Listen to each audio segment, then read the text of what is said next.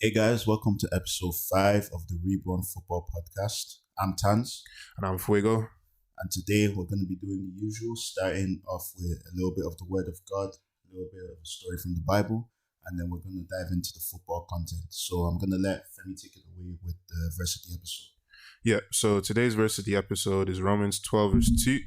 And it says, "And do not be conformed to this world, but be transformed by the renewing of your mind, that you may prove what is that good and acceptable and perfect will of God." So when I was reading, I was thinking about what to talk about for today's episode. The story of Daniel came to mind, and I was able to connect it to this verse through two stories from the life of Daniel. So the first story is when Daniel, Shadrach, Abednego, and Meshach, they all just first arrived in Babylon. It is Babylon. Yeah, it's Babylon. Yeah, Babylon.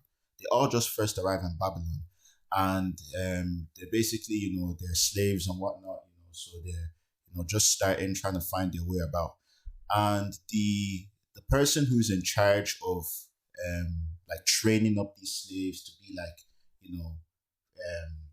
like new soldiers, like new soldiers for the Babylonian Empire. He tells them, "Oh, eat all this meat, eat all this, etc., etc." But all this meat had been blessed and dedicated to the god of Babylon. And Daniel and his friends knew that this wasn't right.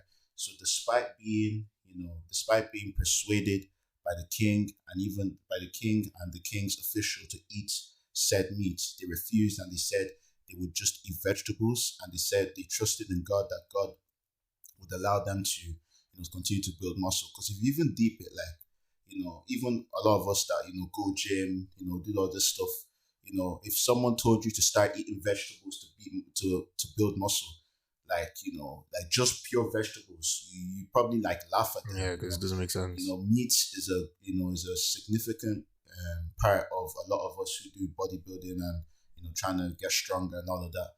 And they said, nah, they're just going to eat vegetables, but they ended up becoming stronger, faster, fitter than all their counterparts that were eating the meat that had been dedicated to the god of Babylon. And in fact, the people who weren't eating the vegetables initially started eating the vegetables just because they seen how Daniel and his friends were excelling.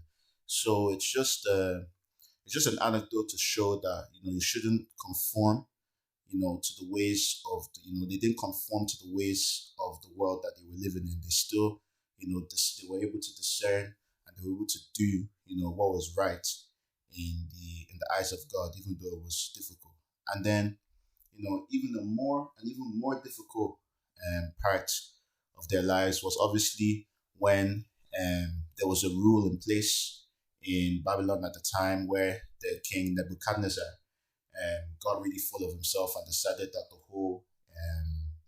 whole city, the whole country should worship him. So he built a statue of himself that they said that all officials in the country had to bow down to that statue, to that figure at certain times during the day. So the moment came, and the other officials who were jealous of the standing that Daniel and his friends had built up in Babylon, they wanted to set them up. They were like, "Oh yeah, these Jews, like, they will never, bow down to another god that isn't their own god." And it was true; they didn't bow down. All the other officials bowed down, but they kept on standing. So the king now brought them in, under the story, threw them into the furnace, but they still, even faced with death, they still trusted God, and they still refused to give up on their beliefs, on their principles. And that is another example of not conforming to the world that they were in, even when they were faced with death. Yeah, so I will echo what Tanza said there, that the main takeaway point from that story is the fact that they did not conform at any point during the times that they were tested. They did not do what everybody else was doing because it's acceptable in this time because political correctness, or we won't say that type of thing because we don't want to offend this cohort of people or that cohort of people. It's kind of just being true to yourself, knowing who you are in Christ, and knowing that being different and standing out for Christ is actually a good thing. That's one of the ways that we win souls.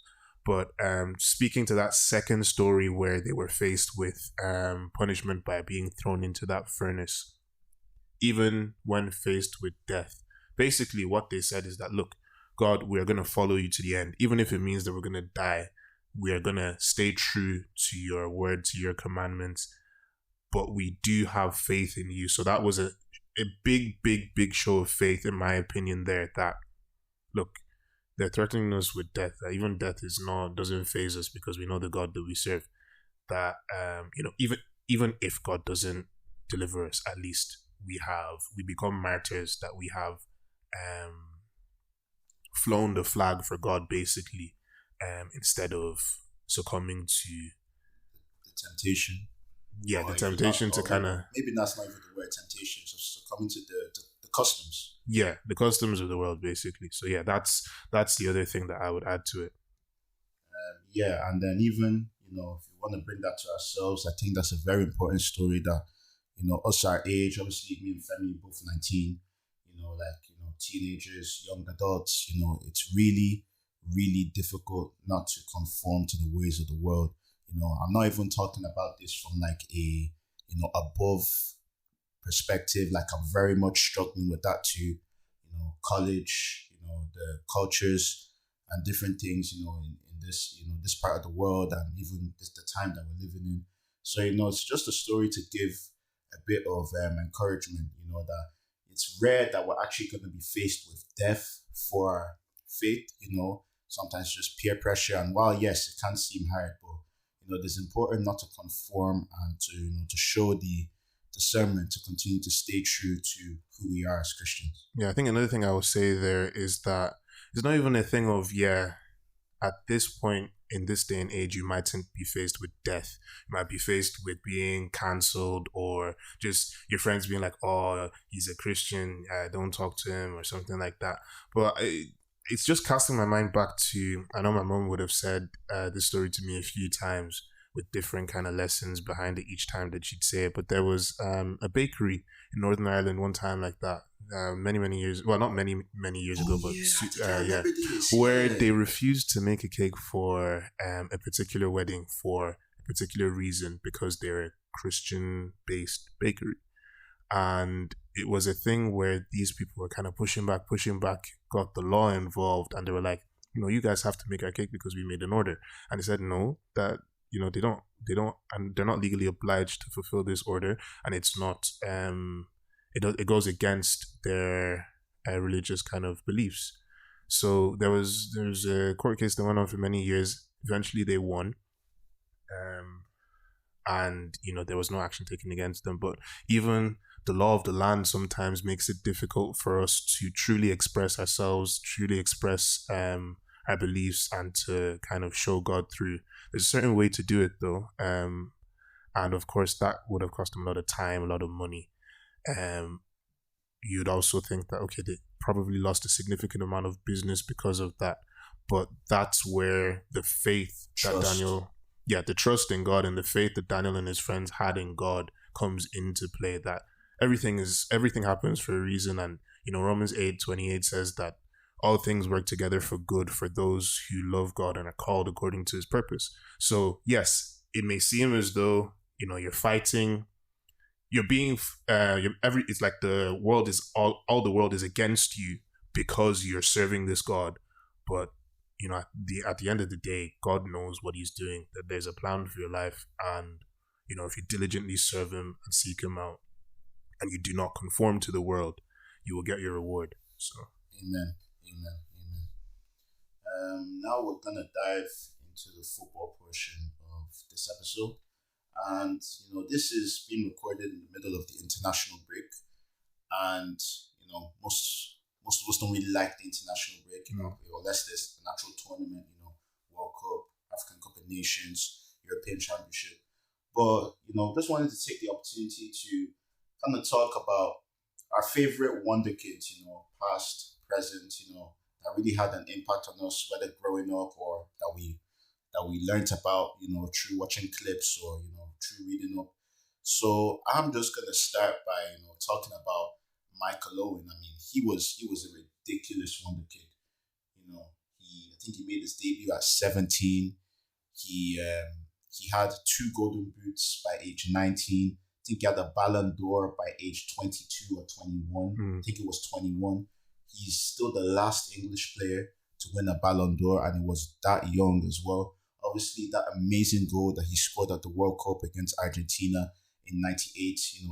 If you even watch the clip, he looks like lightning the way he's just zipping past the defenders. That is a ridiculous wonder kid, and maybe obviously, he has quite a similar career trajectory because he peaked really early, and then he ended up like just fizzling out due to injuries and whatnot. So maybe the conversation to be had here is do wonder kids that peak early, would they always kind of just go down in the trajectory afterwards? I wouldn't be of the opinion that that's the case. I'd say maybe more so now, but it's not necessarily just because they've peaked early. Because if we look at Barcelona as a case study in terms of wonder kids, that you have many different players who are kind of like dubbed to be the next Messi. You had Ansu Fati. Now he's still young. He's only 20 now, and he's made a move away. Injuries did kill him though. That's one of the things. Really well. Then we have the likes of Gavi and Pedri who still kind of have that. They still have time to kind of prove themselves. We've got what's his name, the 16-year-old Yamal.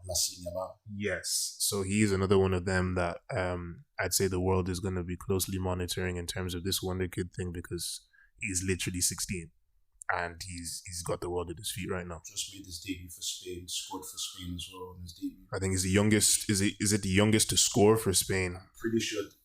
I think he's the youngest Spanish international. Stop. I think. Yes. I think.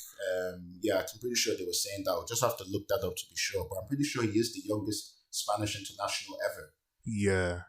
So that is an insane achievement. Of course, it's a bit weird for us to be getting to the age where, it's ridiculous to see some of the players play. Even last year, Ethan Waneri making his debut at 15 for Arsenal in the Premier League. These are guys born in 2007. That is ridiculous, man. Imagine a couple years now, we're going to see possibly even 2010s playing professional football. That is ridiculous.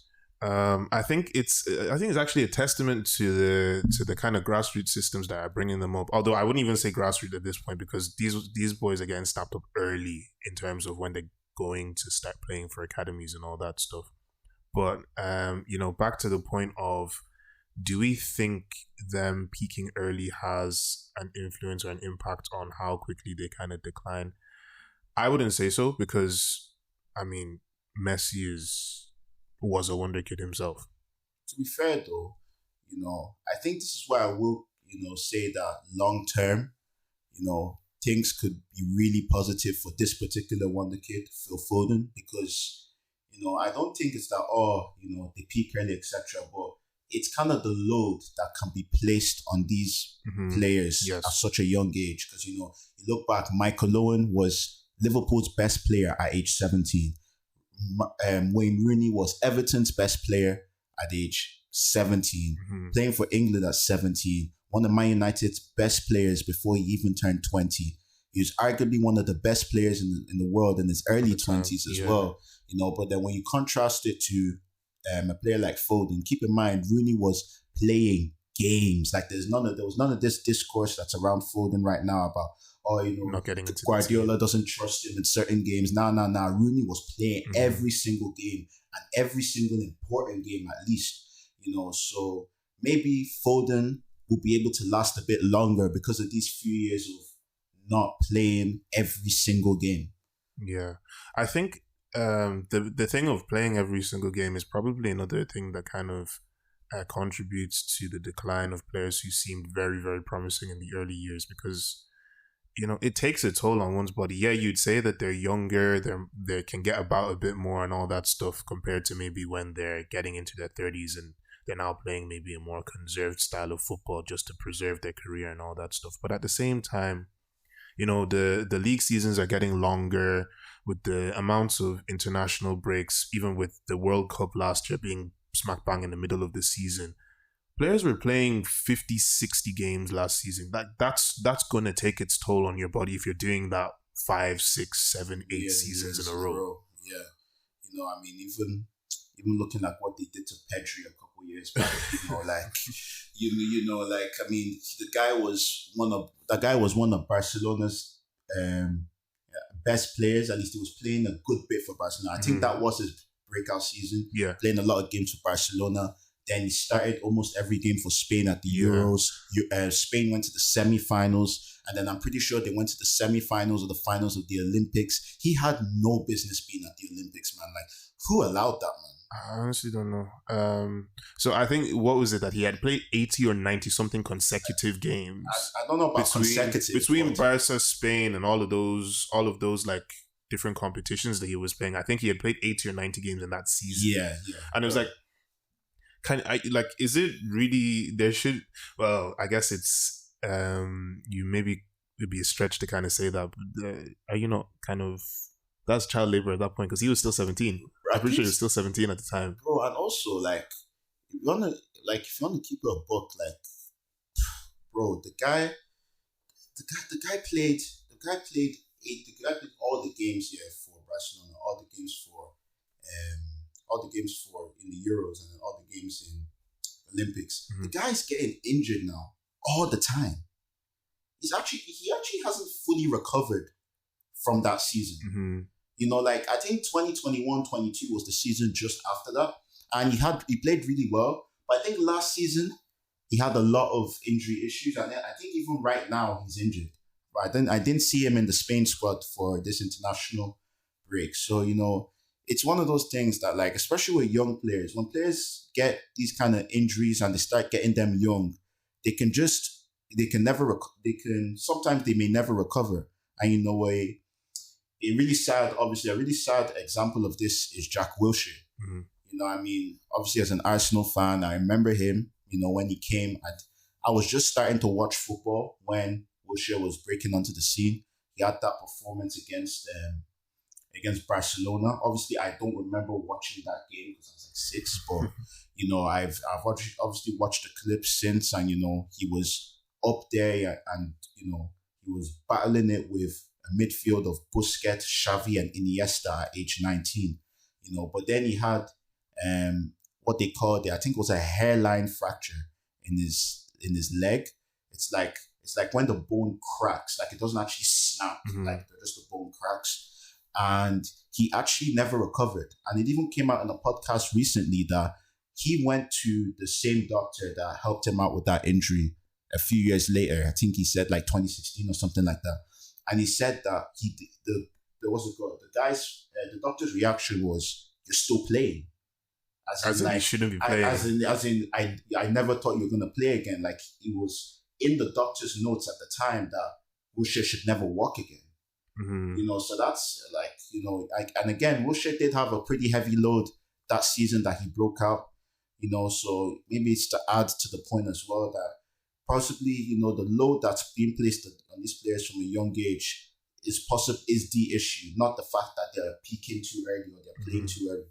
I think added to the load is also kind of the media attention these days compared to probably 10, 15, 20 years ago, where social media wasn't as big. Yeah, so social media, I think it's a lot easier now because these players have kind of grown up in this social media era where, the way kind of more experienced players wouldn't, like, if they're getting hate comments or something like that, they wouldn't necessarily respond to them or anything like that, unless they're maybe like fed up or something like that. But the young G's are not necessarily as media trained as the more seasoned pros are. So that can feed into, they're actually looking at the media. They're seeing everything that's happening. And then obviously it's going to take a toll on you when you're seeing people hating on you for maybe not your best performance, but you're considered one of the best players in your team, even though you're only like 19 or 20. I think the youngers now, that the ones that are just about to break in, the guys like Waneri, Yamal, I think they will find it a bit easier because they've been in the social media generation their whole lives. Yeah. You have guys like say the guys that are right now, maybe about 25, 26, 27. It's usually those guys that they will just come up and you see some old tweet of them saying something absolutely ridiculous when they were like 14, and that's Twitter. You can see everything. At least I'm sure like the guys these days, of course, the teenagers, we've all said stuff we probably don't want to get out to the public, but you probably, Snapchat private stories and, all that stuff. They would just say that on Twitter and then it just comes up. And then you now have to apologize for a statement you made like 7 years ago. I think that's what stopped the Arnautovic to Man United deal, because that racial comment was from years ago, I'm pretty sure. But I don't even remember that. Because I remember it because I was reading an article earlier today about, the whole Mason Greenwood and then now Anthony and all that stuff in United.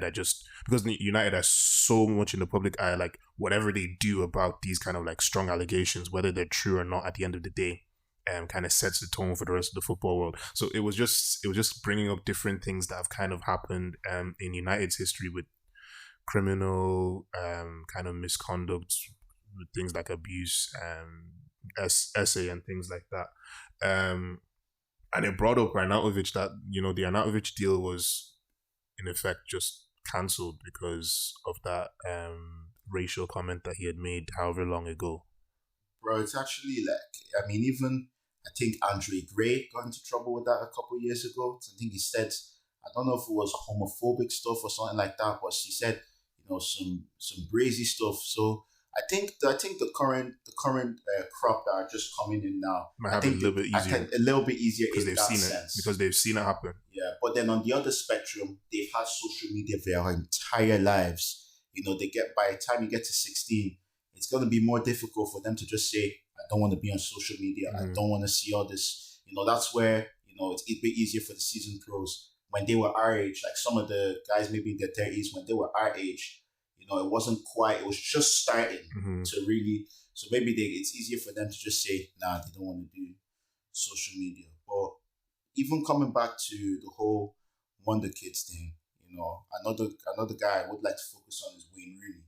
We did talk a bit about him already, but he was, I don't know, like, I think they need to, maybe by God's grace, 50, 60, 70 years from now when he dies, like, he needs to, they need to study his genes, because at age 16, he looked like a grown man. Like, no, I know that gets thrown around a little easy. Like, sometimes say, oh, no. Like, Rooney looked 25 at 16. Not just like his face, his build, everything. Like, I'm sure Rooney has never gotten physically bullied in his life.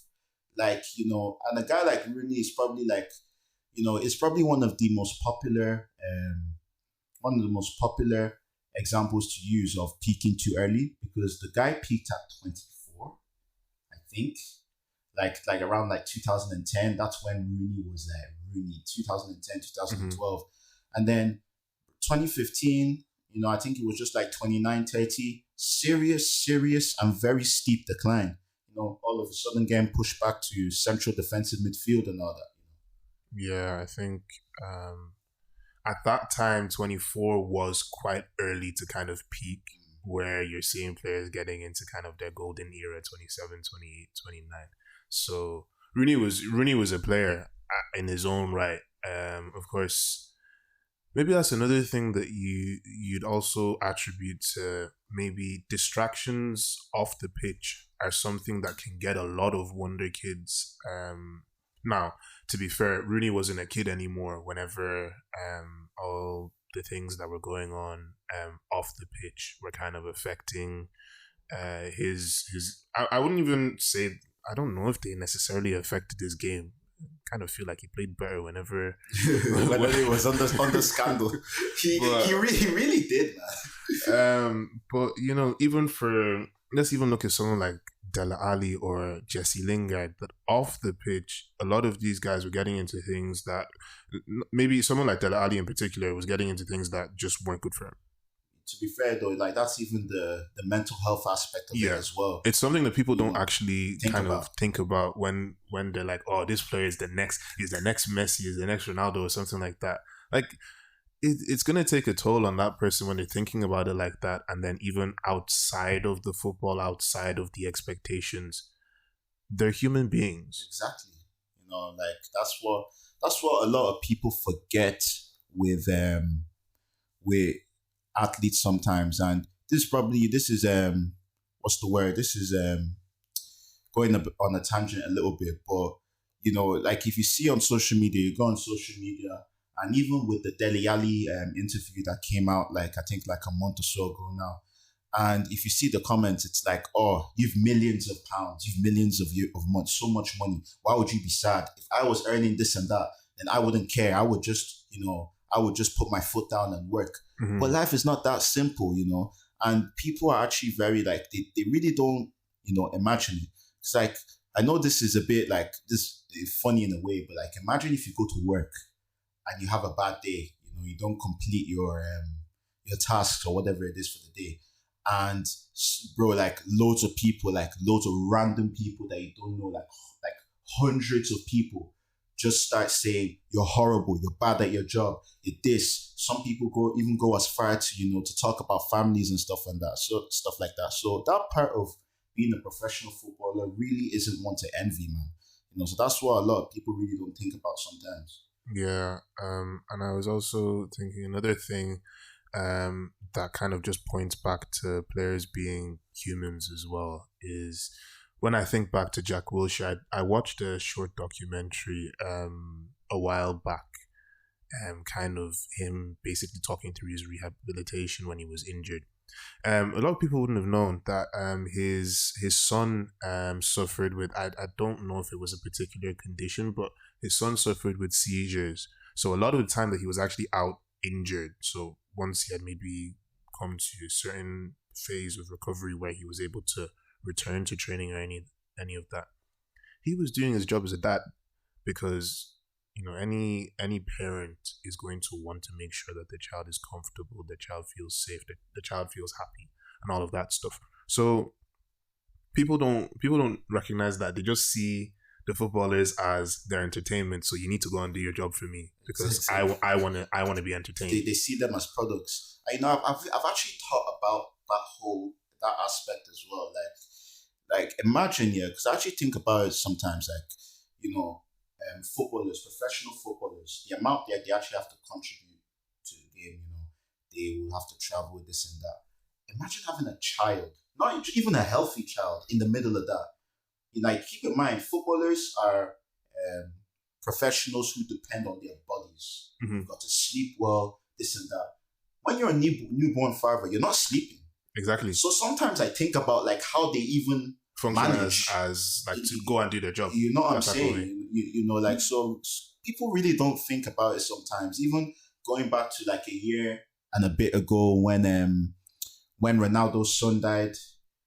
And then even apparently, during that, I think summer 2022, when Ronaldo was having some issues with Eric Ten Hag, mm-hmm. I think Ronaldo's daughter was sick as well. Ronaldo has a daughter, doesn't he? He does. Yeah, his daughter was really sick, really badly sick. Sometimes, us as fans, we don't think about what's actually going on behind these players, in these players' lives, and I actually saw something funny, I found it a bit funny, but it's actually true. What if one of these young players' girlfriend broke up with them the day before the game? Nah, no, they won't be. You know what I'm saying? Yeah. As a human being, all of us will talk about, I was drinking this and that, I was listening, I couldn't do anything. It affects you, so.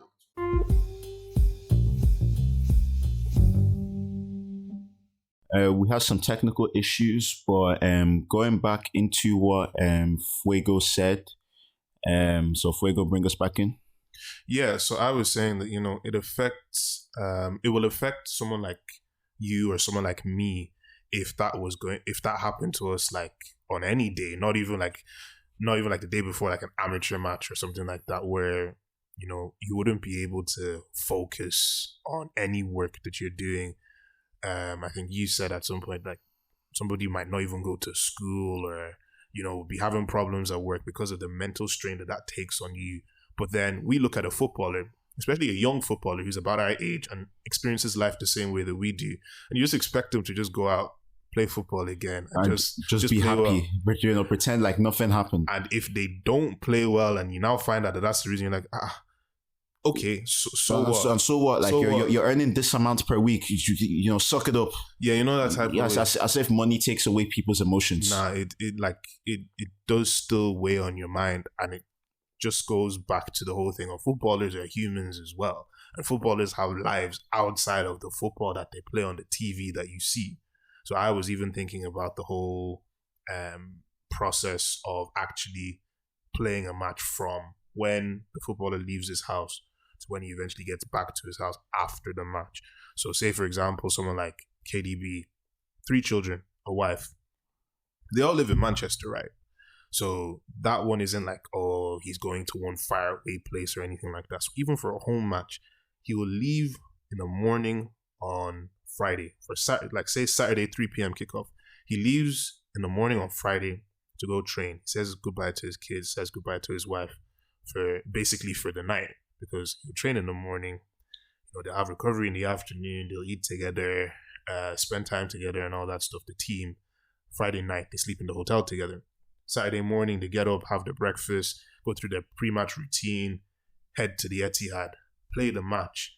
And then it's not until maybe 6 or 7 in the evening that they now get to reunite with their families. So, football isn't just the footballer playing it. Like, it's a human playing it, and that human has other humans who are affected by their career. Basically. Keep in mind, that's just a home game. Exactly. We haven't even talked about away games. We haven't even talked about European away games. Like, they have to now travel. If you're Champions League on Wednesday, sure teams, anyone's playing on Wednesday, Arsenal, etc. Anyone's playing on Wednesday, we're traveling on Tuesday. You're not even traveling on Tuesday, because the way I saw it, right, last year, City would travel 2 days before the match. So like, they travel and then they train on the same day that they arrive, and then they have the next day as recovery. And then the day after is when they actually play. Mm. So imagine that now, that you have a league match Sunday, and you have a Champions League match on Wednesday. So literally, you probably would have left them on Saturday morning. You see them again on Sunday evening, and then you're flying out on Monday afternoon. Literally. Like, that level of being away from the family, it can have an adverse mental impact. That's, even as regular people, for example, people will say that, this is not this didn't happen. This happened, I had this at home, this, etc. This happened to my family, and I don't want to come to work today, or I'm calling sick today, or etc. etc. The whole essence of calling in sick, it's not. I mean, of course, you do hear sometimes players' personal issues, but like, when it's personal issues, that usually means like a family member has died. That's the only that's the only thing. It's anything else is minor, except somebody has died, or like about to die. Why are you not playing? Yeah, that's the question. People are asking. So at the end of the day, like, bringing it all back, we do just have to understand that footballers are humans. Humans first, and we do have to think about that in how we react to some of their performances. How they react to some of their performances when they don't play as well. Sometimes it might just be they didn't work hard, they had a bad day. But sometimes, life is bigger than football. And sometimes, other parts of life can infiltrate its way into how a player is able to perform. But I think we're gonna wrap up today's episode. And I think I'm gonna let Fuego take us out. Right. Thank you so much, guys, for all the love and support. Thank you for listening. If you got this far, again, thank you so much. You're a real one. All of our, links to where the where the podcast actually is, Spotify, Apple Music, Apple Podcasts. Sorry, I'm getting mixed up today. Google Podcast, YouTube, Amazon. They're all in the description there. Our Instagram is at RebornFootball Podcast in the description too. You can find a link tree there in the description or in the Instagram bio, and that will take you to where you can select your favorite podcast streaming channel. Once again, thank you so much, and we will see you guys in the next episode. Thank you, yes. Hey guys, I'm sure you noticed the little break in audio towards the end there. This episode was actually supposed to be released last week, but we had some technical issues that did not allow us to release this episode. But thank you for, if you've even got this far, that is much appreciated. We thank you for the love and support as always, and see you for the next episode.